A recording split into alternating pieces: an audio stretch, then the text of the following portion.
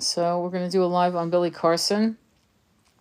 So check it out. Hopefully you guys can jump on.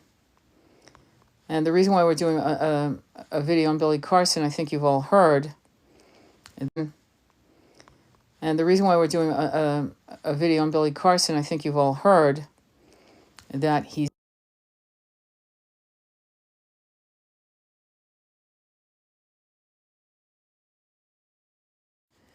So I'm waiting for Andromeda Flame to get on because we're going to do it together. We're going to talk about teachers and the concept of teachers, and Andromeda Flame is going to talk about it. I'm going to talk about it. It's important. And so I'm waiting for her to get on. And this live is about Billy Carson and Wesley Yu. And I'm sure you've seen it. If you guys are spiritualists, I know you've seen it. The concept of the argument that Yeshua was not crucified with the information that we have, meaning the letter from Pontius Pilate. I was talking about it with Andromeda Flame, and we thought that as a service to all of us, ourselves included in this service, we're going to talk about it. It's just a half-hour live. It's not a great commitment, but we need to give you a point of view that is very important in the spiritual community, okay? So Billy Carson was basically called out on saying that there's no written record in the Sinai Bible, Sinaiticus, written in the 4th century, that Yeshua was not crucified on the cross. Okay, so we're going to talk about that. And there was a lot of videos that were being spliced about him making that, making the connection between the Sinai Bible and Yeshua being not being mentioned as being crucified. So thank you, Andromeda. Let's talk about this. Let's go. Yeah. Yeah, so it's a pretty interesting interview. This guy who called him out was clearly primed, ready. You know, he had the Sinai Bible to hand, and read from it. And it was pretty embarrassing for Billy Carson, because Billy Carson well, he's considered by many as an authority on ancient texts. And in many ways he is. You know, if you've read his Emerald Tablets, if you've read his Epic of Humanity, you will know that he has studied ancient texts extensively. Now, everybody's fallible. Everybody's allowed to make a slip now and again. The difference here is that you had a very forthright and quite arrogant guy calling him out, and this has resulted in quite a serious backlash against Billy Carson. Yeah. It's not that surprising that people are trying to discredit Billy Carson. They'll discredit him because he, just like David Icke, right? He talks about the nature of reality and the nature of the matrix. He talks about our starseed origins. He presents evidence for all of this. And therefore he has been ridiculed in some circles already. There is the added dimension of race as well. And therefore, again, this is a bunch of white men calling out a man of color, and ultimately threatening his family. Now, when we get to that level where clearly an honest mistake, right, or he said he misspoke, and I'm inclined to believe Billy Carson. Actually, if he says he misspoke, I'm inclined to believe him. Well, And this has resulted in threats against his family, against his child. yeah. That's when it's gone Pretty too far. extreme. Yeah. That's when it's gone too far. And the thing is, to be honest with you, he has a lot of videos showing that he keeps saying the Sinai Bible. There's all kinds of cuts to it. We don't know. Sorry for the water. We don't know if this was taken down after the mistake was realized. We don't know, but we do know that. I want you to talk about the Einstein video that we both saw. Yeah. Because that's important for people to realize, because we need to understand the concept of mob mentality, and everyone's excited. I can't wait to see you fall. Yeah, we got him. So there's this really disgusting, this is not Christian, by the way. I don't think Yeshua would want people to start threatening people's kids, and that's literally what's happening here. So if you're calling yourself Christian and you decide that you think you're a good Christian because you're going to go after someone's kid, a 12-year-old, and try to destroy a man who, you have to understand one thing about the monkey mind, which is the brain, the 3D brain. Once we know, we think something's true, the sad part about our brains is we'll hold on to that truth like it's true. This is part of our egoic mindset that we are trying to hack out of. We're working all individually in our own ways how to hack out of it. And once you like today, I thought today was Monday. Okay, I mean, I really did, because when you work from home, this and that, this is what happens. You lose track of time, and I really believed that today was Monday. Right? It's not. And until I looked at my calendar, and go, oh, fuck. Okay, so the mind is funny. It's really a trap. Okay, so what Billy Carson and Elizabeth, his divine counterpart, are trying to do is to get people to realize it in their own struggles, to bring people to a consciousness of love, of the new earth. They're doing their bit. But you've got these crazy, because there's a difference between being Christ-like and receiving the fractal light of Yeshua within yourself in alignment with love, and being a Christian, in my opinion. So I wanted to ask you if you could expound on the exercise that Einstein did in a university. Am I correct? And Yeah. what he did, if you could express it, share with it. Share now. So Einstein, one of the most renowned physicists of the 20th century, was giving a class, and he started by writing the nine times tables, right? 9 times 1 equals 9, 9 times 2 equals 18, 9 times 3 equals 27, and on, Mm-hmm. until he got to 9 times 10, and he wrote 91. Mm-hmm. And the class erupted in laughter. And he challenged them. Why are you laughing? Well, you got it wrong. And he said, see, I did all of this right, and I did this one thing wrong, and you're Mm-hmm. ridiculing me for it. So it doesn't matter. In the minds of these egoic mob mentality Yeah. people who need something to hang on to, they will hang on to the one wrong thing that in this case Billy Carson has said, despite all of the incredible knowledge that he has brought to us, Mm-hmm. in spite of his unbelievable academic prowess. um, and just a word about the difference between Christ consciousness and Christianity. Mm-hmm.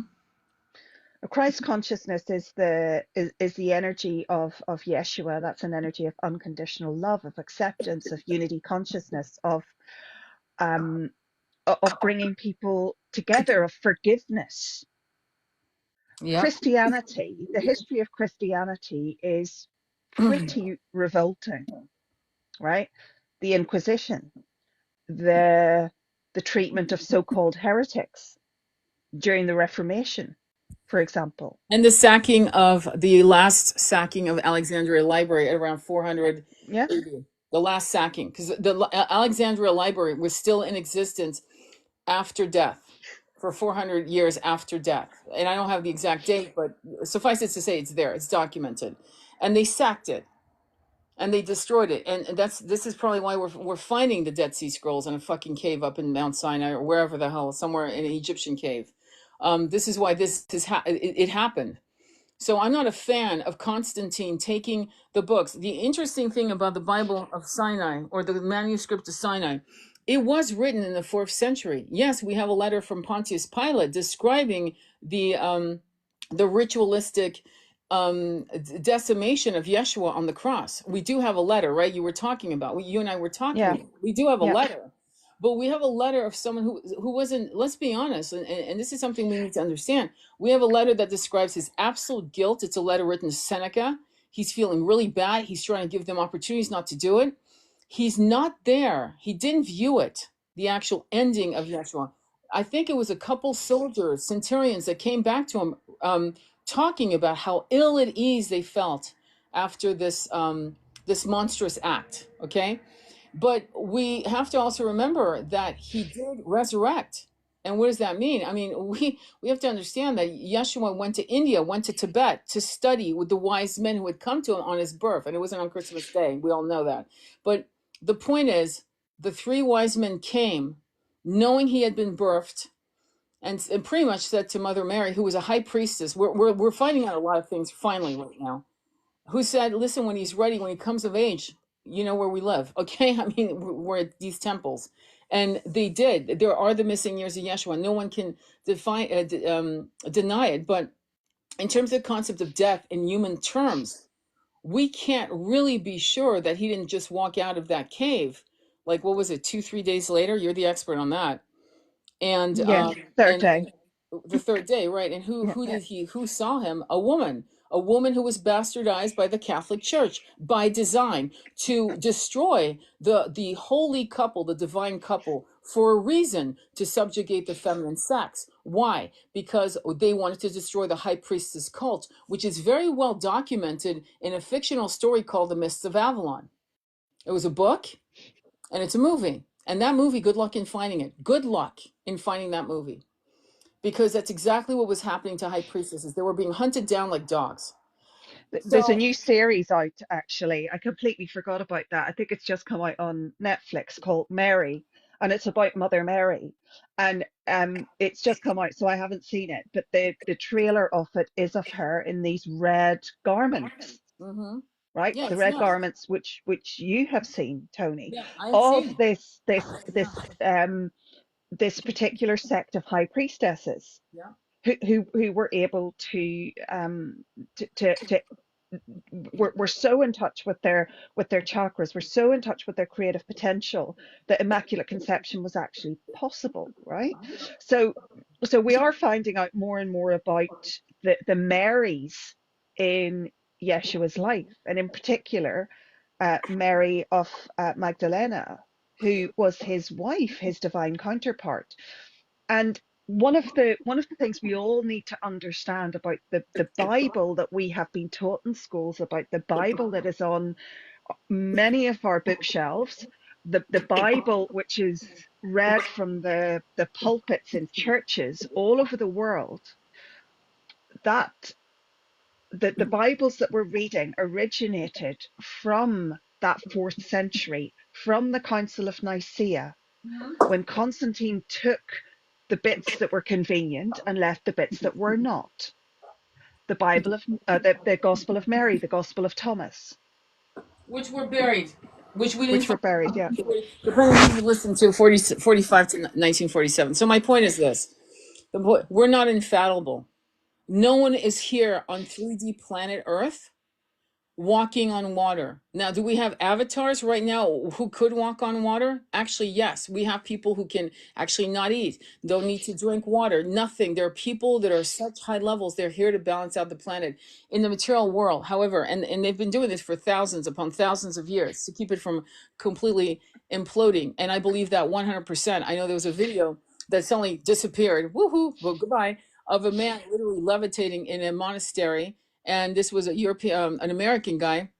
No strings attached, no little games, no AI, no CGI, none of that bullshit. The guy was levitating, and until we understand that this energy frequency that we can control is possible, and the only way we'll understand it is by literally hacking out of the matrix of our own minds. It's like, I don't understand. Watch the Matrix movies again. Look at the different concepts of realities, and look at what Morpheus tells him. Listen to the dialogue with new eyes.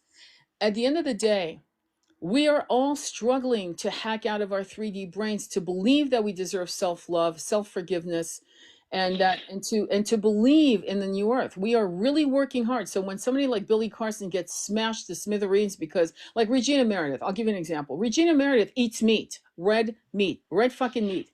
Okay, now you and I both know that that's not my thing at all. I'm like, okay, well, that's going to deaden this and that. But am I judging her as not important in her knowledge and wisdom? Absolutely not. Not at all. And we have to kind of see people for their human shadows and like realize not everyone is going to be 1000% right every fucking time. This is why we talk about your own heart chakra discernment. Okay? And that's why a lot of these gurus, I'm going to call them gurus. That was my twins' joke. A guru, not even a guru, are out there hustling the public and becoming multimillionaires. I have no problems with being a millionaire. Don't get me wrong. But what I'm saying is they're taking people's absolute vulnerability and despairing hearts and harnessing that into millions of dollars. Okay, so they're out there. But many people, I mean, you would think people would get that by now, grifters and hustlers, but no, they don't. When you look at people, you got to sit there and go, is this true? Why don't you find out? Is it true? Go do your research. There are books, there's libraries, there's all kinds of things. And Billy Carson, when you look at the Emerald Tablet, the way he laid it out is a beautiful, um, you know, I call it the way he put it together is easy to read. The formatting is beautiful. And I know that there's a version of Doriel, the original guy who actually, he was a French man who actually translated the Emerald Tablet originally. Okay. A lot of, in fact, Napoleon, it's funny how Napoleon's been bastardized by, again, bullshit. But Napoleon came into Egypt and Champollion broke the code of hieroglyphs. Okay, another Frenchman. So there was an incredible love of the Egyptian culture. And though they came in as colonialists and conquerors, they also revered the culture they were in. That's the difference between the British colonialism and the French. The French always took care of these ancient cultures, whereas the British came in and fucked, basically did their whatever the hell they wanted to do, which is not good. But going back to this concept that the Billy Carson fucked up, okay, so what? So he stepped in dog shit. Now what? Is that it? That's it? We throw everything out the window? When we look at Constantine and how he had his bishops literally tear those scrolls to pieces. And it's funny too, because when they sacked the Alexandria library, right? And they did, and a lot of the high priestess and priests ran with as many scrolls as they could. There's a movie you can watch based on that actual fact called Agora, and I've mentioned it many times. It's spelled Agora, Agora, with Rachel Weisz. Watch the movie, and it actually documents that particular time in history. So here's Constantine at around 400, right, AD, Council of Nicaea. How convenient. And they're sitting there basically hashing out how they can use these scriptures to basically subjugate the masses. Because before that, most people believed in reincarnation, to be honest. And why? Because there was a purity to the frequency. We didn't have satellites. We didn't have all kinds of shit. We were able to, the concept of fasting, meditation, temple priests and priestesses, the magic of the planet, all that was a norm. It was normal. And it became bastardized by those bishops. God bless them. I hope their life review wasn't a fucking horror show, but I'm sure it was. And basically created something that has subjugated our third eye for 2,000 years. I'm sorry, but you have to look at that. So when somebody tells me, which his name is Wesley Huff or something like that, tells me that the Bible of Nicaea, which was written in the first century, like I'm supposed to give a fuck, I'm more interested in the Dead Sea Scroll. What are your thoughts on everything I've said? Because I'm like heated here. Yeah. No, it's fine to be heated about this because it is the uncovering of the millennia of misinformation, right? Millennia of propaganda. And I'm more interested in understanding where the where the origins of these texts come from, Yeah, and exactly. examining it through the my own heart coherence, right? My own meditations, my own relationship with, say, Yeshua, all right?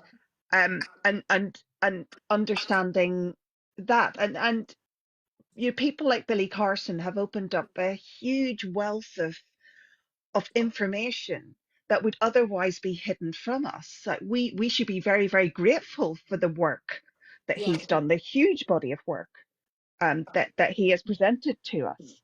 Um, and so what? He made a mistake, right? Exactly. He made one mistake. He has admitted that he made a mistake, and the price that he is now paying is ridiculous. It is like, the witch hunts.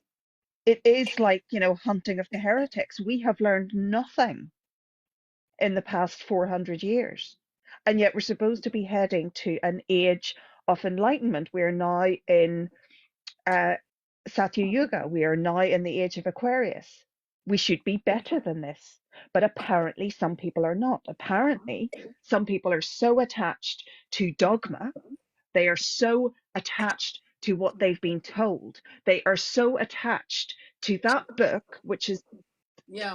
which is part fire and brimstone and part propaganda, that anybody who speaks out against it, or anybody who dares to question its veracity, is targeted and threatened. There is something very, very, very wrong with any religion or any belief Yeah. that cannot be challenged. I agree. And the Emerald Tablet, one person asked, where's the Emerald Tablet?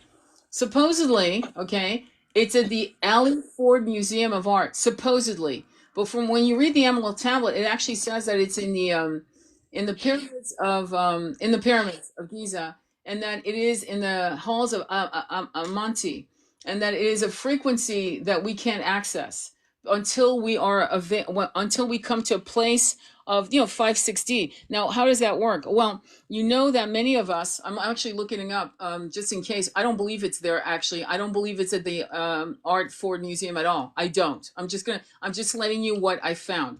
But I don't believe in one instant because it's not possible. The reason is it's a frequency of writing that was at a certain level when Egypt, Tibet, okay, let me go back. When Atlantis fell, and I've said this before, many parts of the world did not fall into 3D like Atlantis and its inhabitants, those who survived and those who did not. There were portals still opened in that ancient time, 13,000 years ago, depending on who you speak to, okay? And one of them was obviously Egypt. And in Egypt, in the halls of Amenti, right below the pyramids, and there were many pyramids, many more than that, by the way. But anyway, they they buried the emerald tablet because it was thought to, and what thought says is when you are ready, meaning when you are of that consciousness, it will be revealed to you. Well, how do you get to that consciousness? 560 consciousness will open the portals to these places and things and tools. Now, if you've ever seen stupid ass movies like Indiana Jones and the Temple of whatever, where they were looking for the oh god, what was that fucking thing called? Do you remember that? The first Indiana Jones. They're looking for the Art of the Covenant. Yes. The minute you have to understand something, why do you think they would allow the Emerald Tablet that probably has a frequency of power, like a Moldavite crystal, but times 1 billion, right? Why would they allow that in the hands of the common man and woman? Because we're gonna fuck it up. We're gonna fuck it up. Look at the people we're dealing with, like Marina Abramovich and high level black and red witches and things like that. People with money who could go in and just take it, steal it, take it, whatever, for their own evil, nefarious desires. Let's be honest, we're not ready to have it in our hands. But there was a scene in The Secret, the documentary, where you see a young man, an Egyptian, taking papyrus, right, and using charcoal to mark the emerald tablet. Remember on the paper, you know how you put paper on top of something like an intaglio and you or a seal, and you're able to mark the paper with it if you use. I hopefully you guys can visualize what I'm saying. But my point is, and then its roll, he's running away with the scroll. And so I feel as if something of that level would have been copied by scribes in ancient Egypt. I remember Carl Sagan in the show Cosmos that came out in the 1970s, 79s, thereabouts. There's a particular portion of his show. It was like a 13-part series, something like that. And he's walking through the Alexandria Library going, what have we, what have we lost? What was there? What was the science, the understanding of our makings? I mean, the fact that we still have the ability to look at what Zachariah Stitching was translating from the cuneiform, from the tablets, right? That gave us the concept and the understanding of the Anunnaki and how we were made. The fact that he came out with the book in the 1970s, the fact that this was still ignored by science and anthropologists, you would think these people would say, let me go check out these tablets. Let me revise my Darwinistic theory of how we were made as human beings. I mean, so are we infallible as human beings? No, because we're trying to hack out of our 3D brain.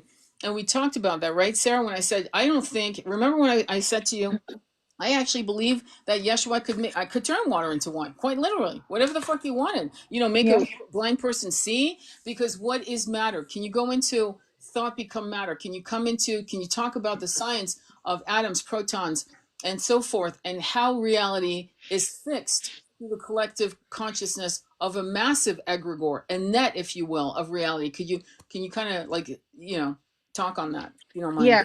So if we think on a small scale, all right, that our thoughts create our reality. All right. So you'd be in an energy of lack, and you will speak lack. You will speak lack out loud. You will speak lack to yourself. What you're going to get more lack, because the universe only has one answer, and that answer is yes. So when you are, talking down to yourself, right? Or you're saying, I'm not going to be able to do that. I don't deserve this. And that's exactly what you're going to get from the universe. Now, that's on an individual level.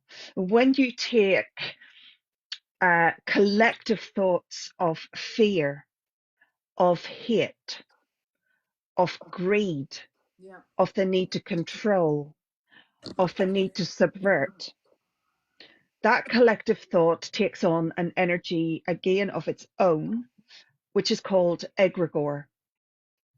And the egregore will have more power depending on how many people are feeding into it, depending on the effect of it. So, an egregore of fear, for example, will create more fear.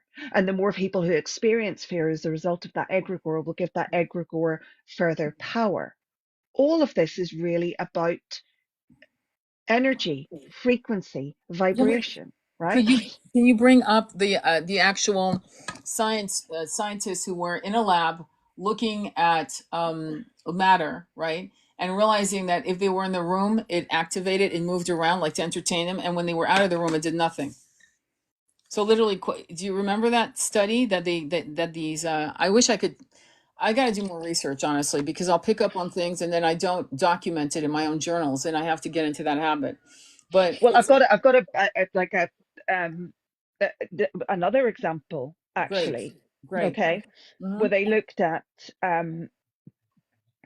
they looked at a group of human beings. Okay, and they set these human beings physical goals. Okay, in terms of their endurance, in terms of their muscle mass. And what they did is they put a section of them into the gym, right? And they made them go to the gym, and they made them work out. And the others, they made them visualize. They made them visualize them lifting weights and going on the treadmill, right? And doing all of these exercise. And guess what? Guess who came out with more endurance and more muscle mass? Yeah, The group who visualized, not the group who were in the gym, yeah. It's right? it's it's a concept called thought. What is it? Quantum biology. So it is. I mean, it's essentially quantum physics, um, where our thoughts materialize, because their thoughts are an energy, and the energy we project through that thought then becomes matter, because matter is just energy, right? And energy cannot be created or destroyed, but energy can be converted into a different form of energy. Exactly. And that ultimately, this is why we are trying to hack out of the 3D brain into a 5D brain. A 5D, you know what I mean? And that is should be your every thought, every day. I mean, sure, you have bills to pay, shit like that, but there's a point where you're gonna have to like step away for certain things that are going to harm your minds, your thoughts. And that's not to ignore, because we need to understand. I've used this example many times. Sometimes people need to get a diagnosis of the big C to say, oh, right, okay, I'm going to work on my belly. I'm just going to put a lot of energy there and I'm going to heal it. And I've healed it. I'm so grateful for my healing. And a lot of people are able to do that. I've used examples of that again and again in many of my lives. And I invite you to go to my YouTube channel to check out what me and Andromeda have talked about, and myself in these lives. And ultimately, at the end of the day, we have to like look at certain everyone, including Teal Swan. I bring her up a lot because I'm not a fan of her. Like I don't, but she is brilliant, and she did hack out of the MK Ultra um, um, fucking brainwashing that her family allowed this particular nefarious character to put on her. Okay, and she was able to do a massive 180. And you know what? No matter what you think of her, if you love her, great, awesome, you got good reasons to. If you don't love her, think again, because this is where we are fucking failing. We expect people to be infallible, and the journey of people making mistakes or fucking up or stuck, stepping in dog shit doesn't make what the wisdom they've downloaded, or the wisdom they've read about or reconstructed or rehashed or rethought and clarified, or it doesn't take away the wisdom. And when I look at Teal Swan, for example, and I see someone who went through the kind of shit most people would be in a mental hospital for the rest of their life, to be honest. And she made it out. She hacked out of her 3D brain. If that's not an example of someone able to do it. So when you have a Billy Carson making a mistake, I'm sure David Icke's make a mistake. It's just, except no one's ever called him out on the carpet. Well, they have, but he knows his shit, right? All I can figure, okay, and this is where we need to, as a individual person, need to understand you're responsible for what you learn. In other words, you need to check it. You need to check, like if you read something and it doesn't feel right, or even if it feels right, I would say go look for it. I mean, I know where the emerald tablet is, right? But there's some weird rumor that it's in this particular place, and I know that's bullshit. I know it's not possible because of what the emerald tablet says. But when Billy Carson and Elizabeth are being harassed in a massive mob bloodthirsty type of energy, um, and making them fall. There's a fall from grace happening right now. And it was by design. And I'm not saying that he was not responsible for what he said. I am saying that anything that's written, most of the religious understanding of Christianity, right, was written 500 years after he died. Buddhism was very similar. Buddha was born 600 years before Yeshua. Am I correct? They're about 650 there, BC. Mm. And he was a prince, but it was all oral history. Yeshua was oral history as well, until they started scribing him, depending on who you listen to. In terms of the actual religion, the Orthodox religion as we know it today, you should read Elaine Pagel's Gnostic Gospel. It's probably the fastest, most thorough read I've ever read on the Gnostic Gospel, but you should actually understand it. And so when they say in this codex of the Sinai Bible, it says he did at the 4th century. I don't give a fuck what they say in the 4th century, actually, at this point. What I care about is, and the most important letter for me, isn't that book, because it was written by men who wanted to subjugate other men. It's the letter from Pontius Pilate to Seneca and other letters he wrote, right? That says, I was forced, my hand was forced to do this to this man whose energy is so amazing. I'm haunted by it. That's the only letter worth looking at. I don't give a fuck about the Sinai Bible. There's nothing I want to see. I do want to see the Gospel of Mary. I do want to read the Gospel of Thomas and things that were hidden from us for 2,000 years. That's what I want to read. I don't know about you. That's what I'm looking for. And in all of it, they talk about reincarnation and returning. Even in the New Testament, Yeshua, and I'm sure you know the text, I don't, but Yeshua infers to incarnation. Am I correct? Yes. I mean, they talk about the second coming and yet reject this. I'm not talking about Yeshua. I'm talking about, the Christian establishments. They talk about the second coming, and yet they completely reject the notion of reincarnation. If you've ever done hypnotherapy or you've ever read transcripts of hypnotherapy or you have listened to recordings of hypnotherapy, right, which report pretty reproducible uh, things about, how people lived, how people dressed, various events, and yet we're told not to believe in reincarnation, but yet we're waiting for the second coming. Listen to what they Now, if say. that's No, but let me share. John 3 3 reads, Jesus replied, very truly I tell you, no one can see the kingdom of God unless they are born again. I tell you the truth, unless you are born again, you cannot see the kingdom of God. He didn't mean born again like, I'm a born again Christian. He meant born again. What, you think you're gonna know your shit in one incarnation? Even my mother knew better than that. What? I'm supposed to be a 2-year-old girl in Biafra, and I die of starvation, and that's it. That's the only incarnation I'm gonna have. I mean, it doesn't even make sense. It doesn't even qualify to be even concerned to look at it as a truth that we go to heaven or hell, and that's the end of that. What are we 12? We're going to simplify incredibly looping toxic habits in one incarnation. That's it. That's lights out. Now we go to heaven. We're with the angels with the trumpets. I mean, do you understand there are people that actually believe this? And we see that he is saying you cannot go there until you've lived some lives, many lives, to experience yourself in many types of avatars. Why is that important? So you can learn. Why is Akashic readings and hypnotherapy important? So you can forgive what you did, because in being blind and in 3D and being completely in a state of amnesia, right? It's like people taking like certain drugs that like make them lose their mind. In a way, some of these incarnations, we did lose our minds. We were barbarians. We were thirsty to harm other people. We did that. And then suddenly you come into now being born here and now, and you go, holy shit, I was capable. Yeah, you were capable. That's called shadow work. Shadow work is intense. Sometimes it goes back to other incarnations that have never been resolved in your current timeline. In this current avatar you embody, Joe, Debbie, whatever your name is.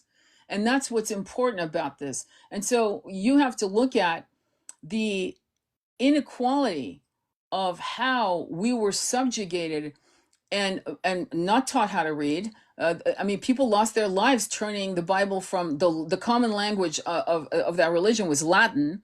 Originally, it was Aramaic, right, and Greek, and then it was translated to Latin. And most people couldn't even read anyway, any language. And when these rebels came in and said we need to translate the Bible into the common language, they were hunted like they were dogs. That alone should tell you that it was dangerous to question the Bible, because it was an economic platform to control the masses. What are your thoughts on that? They needed slaves. I mean, let's be honest. Yeah, and it also needs to keep people in the energy of fear, Yeah. to keep them disconnected, right? Again, another root chakra attack, right? Through keeping people in absolute terror. What was the point of the Inquisition, if not terror? What was the Exactly. point of public, you know, BURNINGS of heretics, if Mm-hmm. not to create terror and ensure compliance? And Mm-hmm. by ensuring compliance, what you do is you co-opt the mind. You take away people's ability to self-actualize. You take people's ability to manifest away from them, Yes. because their mind is imprisoned, imprisoned with fear, imprisoned with dogma, imprisoned with the very the very essentials of survival. Again, Yeah. taking our root chakra all the way up to our crown chakra, taking it, putting it in a box, and saying, "Well, you don't need that. There, little child." Yeah, exactly. We'll tell you. In fact, Elaine Pagel marks how the priests would first they would face their congregation. They were facing them, right? Like at a pulpit, like you see some Baptist ministers do. And then the Catholic Church turned their backs on the congregation to face up as if they were a direct line to God. They spoke as the conduit of God. Imagine that arrogance. And what was Yeshua saying all along? Which is, I still think it's extraordinary that there were certain things they could not remove from the New Testament, which was you have free will. You're responsible for your actions, right? And when you look at how, though that was in the Old Testament, it wasn't really taught to the congregation. The congregation was come in on Sunday, give us some ducats, we're good to go, do 12 Hail Marys, and we will absolve you of your sin, right? And the shaming that was done to people who say committed, in other words, ripping their own lives out of their own hands, meaning unaliving themselves, which I can't stand that word. The That was considered a sin because they couldn't have people thinking I'm out. And this is something I read a lot in the 70s. I remember reading this, and I wish I could give credit to the person who wrote it, but it was brilliant. And she said that the reason why the reincarnation concept was taken out of the Bible as we've always known it was because there were people literally saying, I don't want to be a slave. Fuck it, I'm out. And they were like, we're losing people. We need workers. We need workers. This was a real concern. I'm not joking when I say that. And instead of actually explaining to people, this is a karmic journey and there are things you're going to learn from this situation. These men, these bishops, Constantine, who was actually baptized after his death, he didn't even believe in any of it, none of it. It was just, how do I subjugate millions of people with ease? Let's create this. So this was like the first what narcissist, malignant narcissist who took a psychological blueprint to basically round up the collective. And exactly what you said, root chakra, fear, fear, fear. And what is interesting about the awakening that's happening right now with millions of people around the planet is that what is the first word they say when they come to me for a reading? I feel like I'm going crazy. Now, what's the worst thing a person can imagine? Well, losing their mind, going crazy, being thought to be crazy. Isn't that interesting? And yet it is the awakening that shakes all the calcification of the third eye, root chakra. All the chakras get lit up. And a lot of people, to be honest with you, are actually turning off the lights by design. It's so uncomfortable because they don't feel aligned with other people anymore. What made them happy and comfortable before makes them ill at ease. It's no longer authentic. It feels fake. And they don't want to be around those same people anymore, right? What are your thoughts on that? And then go back to Billy Carson again. Yeah, this idea, oh, you're losing your mind. Even the kind of the origins and the implications of that phrase are quite interesting. Yeah. Our minds have been occupied for so many centuries, for millennia, with the business of basic survival and how to like keep ourselves alive and how to keep ourselves not on the wrong side of these autocratic institutions and leaders, that we barely know our own minds at all anymore, right? Yeah. So I don't think, when people say I'm losing my mind, my internal monologue is saying, what mind? Mm-hmm. Yeah, my What twin mind do you sister. think you're losing, Yeah, right? exactly. That's exactly what I would say. Good, good. You're actually getting somewhere now, and that's exactly it. Yeah, yeah. I mean, seriously, he's.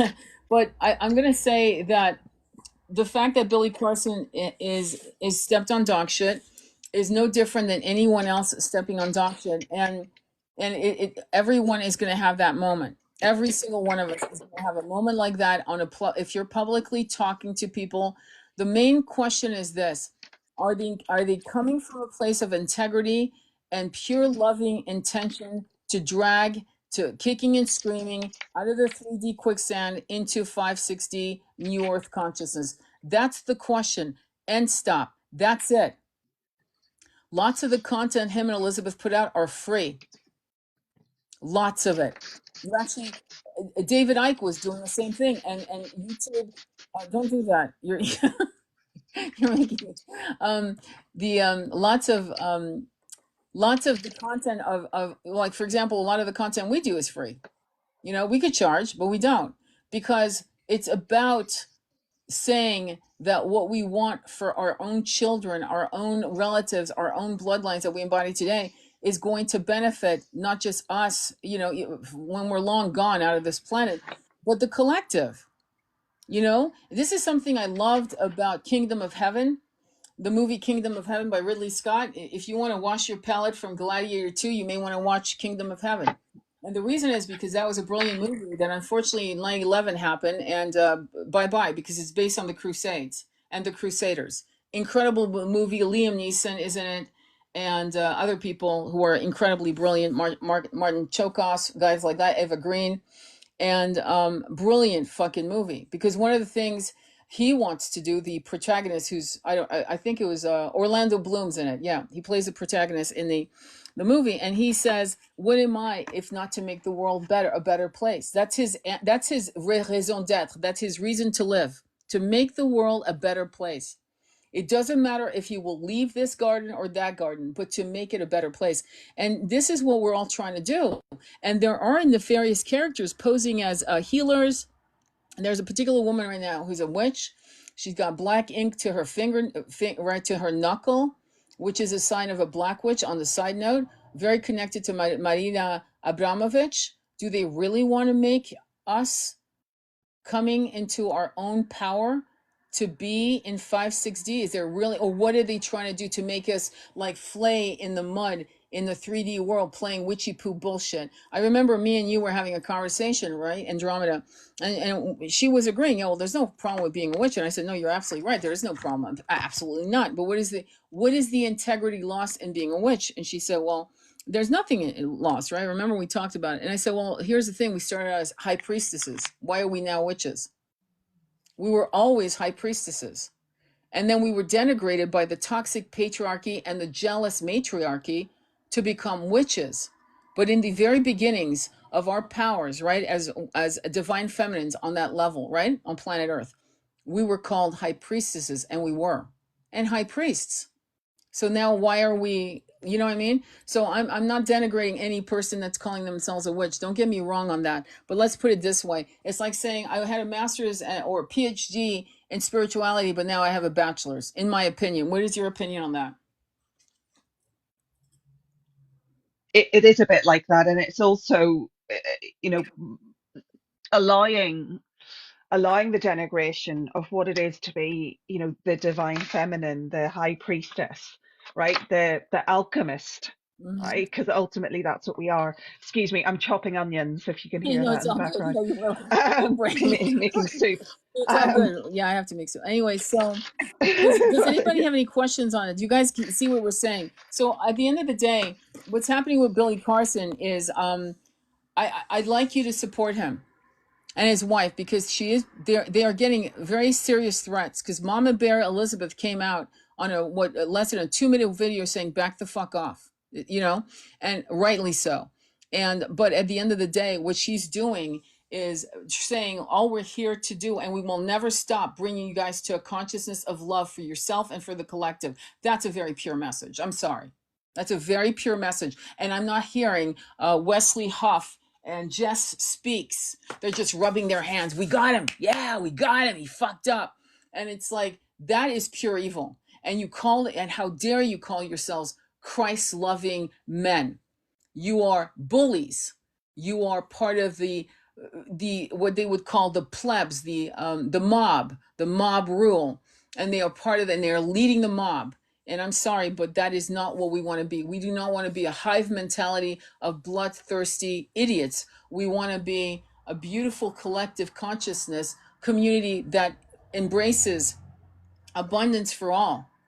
And that's what I keep talking about again and again and again, to raise your frequency, to hack out when your monkey mind is saying we'll never be in 5D. That's not impossible. It's utopic. It's crazy. Utopia? You're talking about utopia? Yes, this planet used to be utopia, actually. In fact, we have memories through the reverberation across timelines that don't exist on a linear fashion, meaning Lemuria, meaning Atlantis in its golden age, that was utopia. We've had it before. We regressed. It's kind of like a person having an IQ of 170 and in their 70s having Alzheimer's. That's exactly what happened to us spiritually. Does that make sense? What do you think on that? It is, and it's interesting the idea of utopia, because the word utopia actually comes from a book by Thomas More, Mm-hmm. right? Yeah. And as we're talking about religion, Thomas More was a devout Catholic, right? A counselor, a lawyer, a very good friend of Henry VIII, who refused to sign the Act of Succession when Henry VIII wanted to rid himself of Catherine of Aragon and marry Anne Boleyn. Um, and Thomas More was executed, right, by Henry VIII for this. Um, and Thomas More is an interesting character. He called himself a humanist, and yet he believed in the BURNING of heretics. An interesting cognitive dissonance there, I feel. Yeah. But but this I suppose uh, this consent to lobotomization is something we've really got to stop, Yeah. right? We've really got to start celebrating our own divine nature. We've really got to start celebrating um, the divine feminine and the divine masculine equally, right? As equally important, Yes. as equally as significant, as equally divine. Get rid of this division, stop these egregores of fear, and actually look to people who are bringing us this knowledge. As you say, the message from Elizabeth was, it was very, very pure. There was Mm-hmm. nothing vengeful about what she was saying. She was not saying, I'm going to get you, right? Which is what's being said to her. Exactly. She was simply saying, look, this has gone too far, and this is all we're trying to do. We are trying to bring you this message of love. These are very, very likely to be twin rays. Absolutely. Um, No, they are twin rays. And I'm going to say one thing, okay? This is exactly what happened to Yeshua and Mary Magdalene while they were alive, teaching the 12 apostles who were jealous as fuck. They were jealous because in the Abrahamic religion, right? Women were thought of as cattle. Also, it's mentioned in some of in the earlier versions of Bhagavad Gita, it was considered that women being incarnated were being punished. That's why we were women, because we fucked up as men. Okay, so we've had a problem here with this idea of the feminine being a problem, and yet we carry a soul, a living life between our legs in our womb. Come on, guys, let's wake up. Okay, that's massive power. I don't give a shit what you think.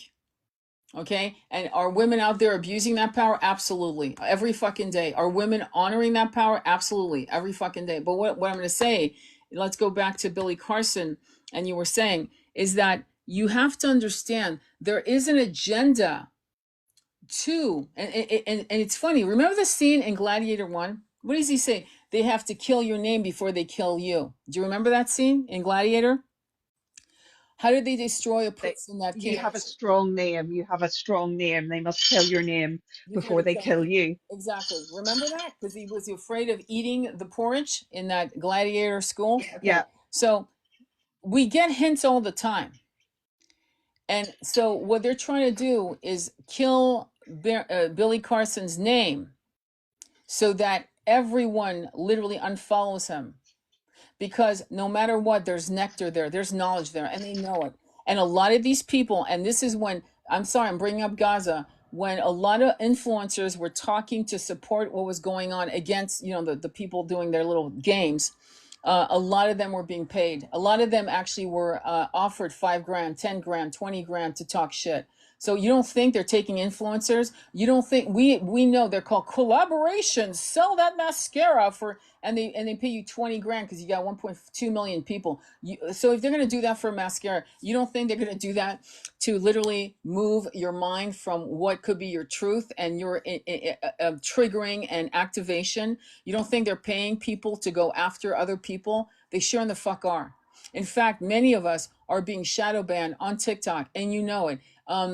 And we know that what's his name, Zuckerberg was saying that during the lockdowns, Facebook, Instagram, Meta was being basically told by a particular administration. By the way, I've been voting Democratic since I was allowed to, and I've left that party and joined no party because I'm sick of that. Just on a side note, just to let you know where I'm at, just in case you're thinking something wrong, and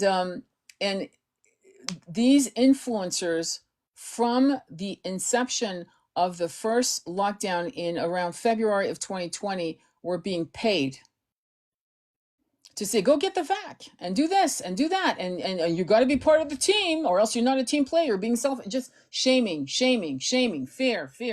This has been an agenda for a long time. So when somebody like Billy Carson, and he did fuck up, let's be honest. Okay. He did. Okay, good. Let's move on. What else has he done that's good? And this is where we have to know. This is the same with Sadhguru.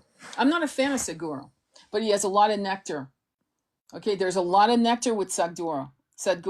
They tried to take him down on how his wife passed away. There's a lot of questions about how she passed away. Okay, not to start gossip, but to let you what the gossip has been, to decimate and destroy people who are coming up with things that were changing people's lives. And the minute somebody hears that something is wrong by the person they admire or books they've been, suddenly they don't want to read anything else. And it's like, and this is why, and I have to say, this is why one of the things I do is there are people I don't like, but I will listen to them because I want to know. Like Candace Owen is somebody I really don't agree on many things, like many things, like you wouldn't believe, like the concept of two men and two women being able to marry. I think it's a right, it's a human right for anybody to marry whoever the fuck they want, as long as the kid's not fucking 8 years old. That's my only hell no, or 12 or 15 or 16 until they're 18, in my opinion. That's my humble opinion. However, she does have some nectar. Even she has nectar to show. Okay? And this is where we're missing the point. We're so judgmental on people having shadows that we put them on a pedestal, and the minute they fall, we're like, game over. I don't want to listen to anything. I'm just going to donate all these books to the library. And that's wrong. And this is, we cannot judge like that. And what did Yeshua say? For him who has not sinned, for him who has not stepped in dog shit, let him cast the first stone. None of us can actually say we haven't stepped in dog doo-doo, right? What are your thoughts? And then let's wrap it up. I have to go, as you do too. Yeah, no, I've made my soup. It's bubbling away. But the, the this idea, he who is without sin, let him cast the first stone. And Yeshua said that at a stoning. Yeah. You know, as in again demonstrating that beautiful Christ consciousness of non-judgment and forgiveness. Yeah. Right?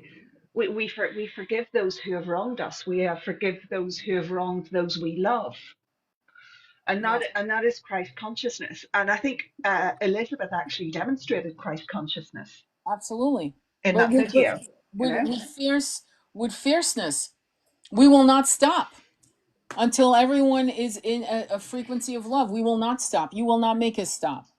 And that is a very beautiful, righteous anger, and anger that anybody would dare.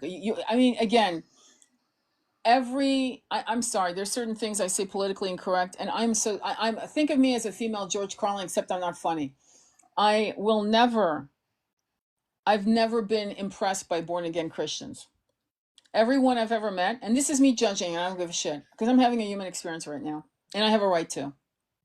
Every born again Christian did the kind of sin that I've never even been able to wrap my head around. And I'm using the word sin only for this particular conversation, for this moment in time, because I don't believe in sin. I believe in fucking up and not being responsible. That's a sin, in my opinion. Like if you hurt someone, you better repair it, and you repair with the person directly and tell them where you screwed up. You repair immediately, or within a year or 10 years, whatever, you repair.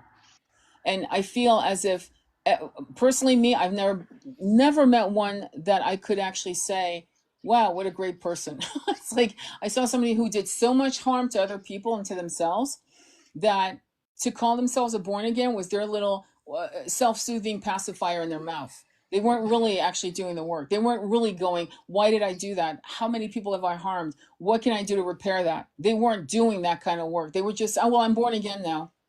you know, and so I'm absolved of all sins. No, you're not absolved, my friend. You have to now do the repair. Does that make sense? And a true rebirth, as we know, as anybody who has been on a spiritual journey, has been through the dark night of the soul, right? A Yeah, true rebirth is painful, right? yeah, Unbelievably painful. And you come out a different person. So it's no good being able to quote, right, scripture and exactly. still be the same resentful, judgmental person. You know, there's that stereotype of people coming out of a church on Sunday. And I Yeah, speak as somebody who, you know, my grandparents were very devout Catholics and were very, very, very decent, loving people. I mean, extremely decent, loving people, who wanted to see harm to none and helped within their community and were wonderful parents and grandparents. But there is that stereotype of people coming out of a church on Sunday and then bitching about each other. yeah, exactly. I agree with you. That is not Christ consciousness. That is a show. That is cosmetic, and that will Yeah. get you nowhere. Fast. Nowhere fast. Yeah. So, I mean, if I were you, if you guys have been getting a lot of knowledge from Billy Carson, the kind of knowledge that has really changed your life, Zachary Stitchin, what other? Oh, yeah, Freddie Silva. Hang on. David Icke. Who else? David Icke doesn't resonate with people because he doesn't give a shit if he resonates with you or not. He knows that if you're ready, you will understand the information. If you're not ready, you won't. There are things that he says that are really dark, that are important. It's like before you can heal X, Y, and Z, you have to know. It's kind of like me making a, like setting up an address on my GPS, and I have three routes to take. Is the fastest route the best route? Maybe not. Maybe the slowest route is the best route. But whatever route, there's got to be clarity, and things can happen on the journey. Things can delay your journey. And the delay of our journey is they are going to start pulling down some of these. I'm going to call Billy Carson for this particular segment a teacher. Okay. I'm going to call him a teacher. He's not a guru. There are very few gurus out there on the planet. There are a lot of people calling themselves gurus. Hell, I could call myself a shaman, a guru, whatever the hell you want. But that doesn't mean you are. The true gurus, most of us will never meet them. We don't even know they exist. We don't even know where they are. Okay, so that's number one. Number two, teachers are not infallible.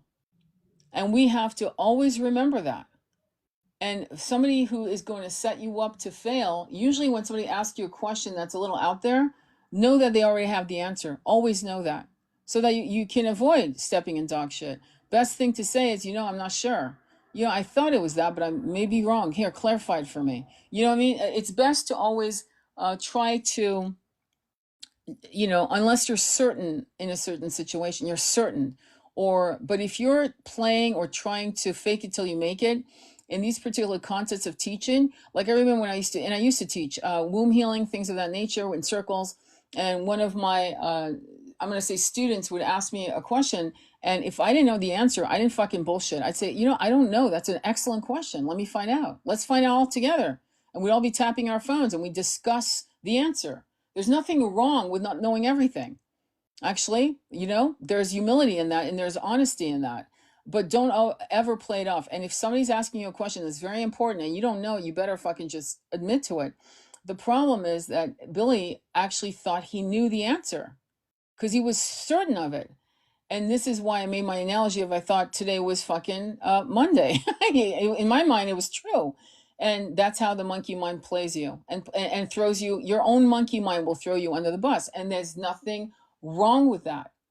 And I'm sure at some point he'll repair it. I'm sure he'll come out and say something. But the fact that they're being threatened, I mean, physically threatened by these supposed Christians is absolutely disgusting. And again, confirms why many of us have turned our back on Christianity. We have to. We're like, these people don't know Christ. We know Yeshua. There are people that I know, you're one of them, that the father of my son was one of them, who was there when he walked. I'm not one of them, clearly.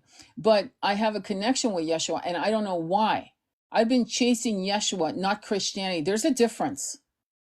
And we all know what he meant and what he did and what he tried to do, and how during his very lifetime he was attacked and his character defamed.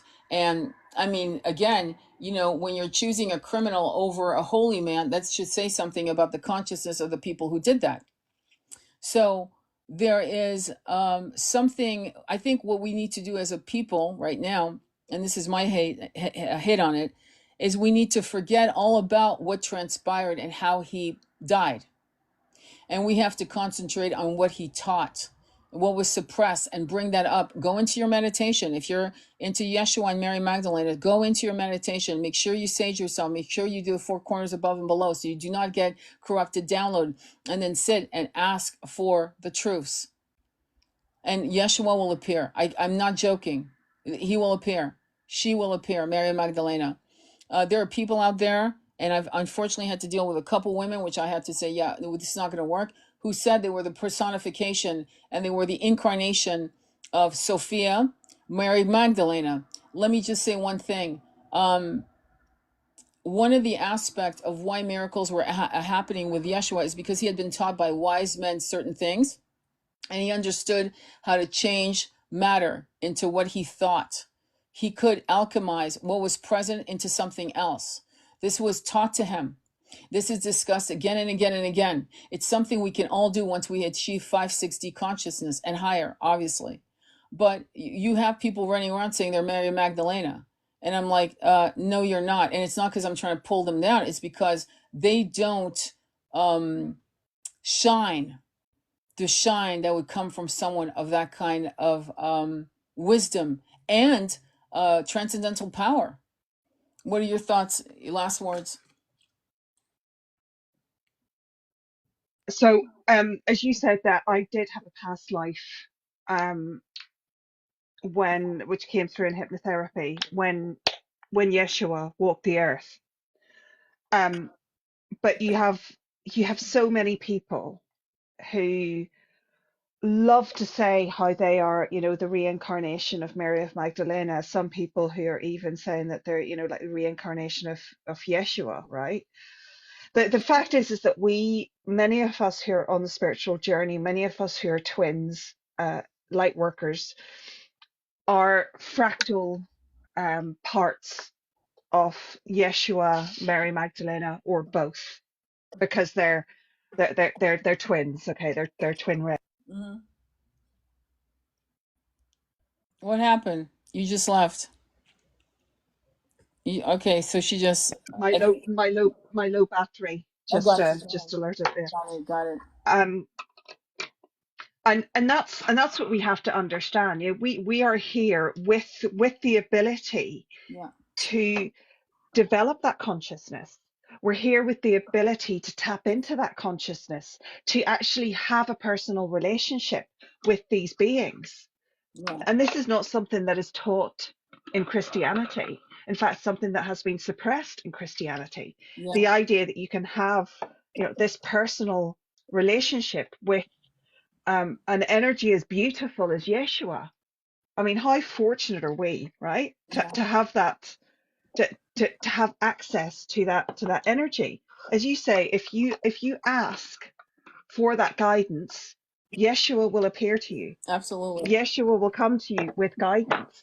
Not once have I asked for spiritual guidance from Yeshua in particular, Yeah.